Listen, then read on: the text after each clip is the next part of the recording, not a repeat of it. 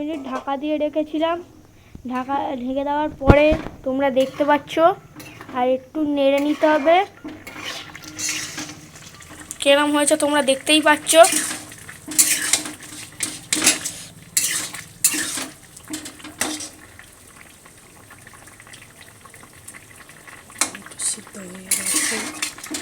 আলু সিদ্ধ হয়ে গেছে। এরপরে আর একটু ঢাকা দিয়ে রেখে দিতে হবে 1 মিনিটের জন্য। আমরা ঢাকা দিয়ে দিয়েছি। 1 মিনিট পরে আমরা ঢাকনা খুলছি, খুলে দেখছি কিরম হয়েছে। এবারে কিছুটা নেড়ে চেড়ে নাড়বো। নাড়ার পর তোমরা দেখতেই পাচ্ছ কিরম হয়েছে।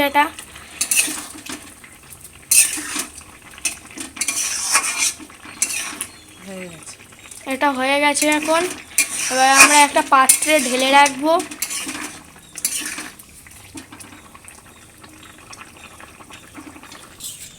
আমরা এখন একটা পাত্রে ঢেলে রেখেছি। যদি রেসিপিটা ভালো লাগে একটা লাইক অ্যান্ড সাবস্ক্রাইব করে রাখবেন নিত্য নতুন আরও ভিডিও পাওয়ার জন্য।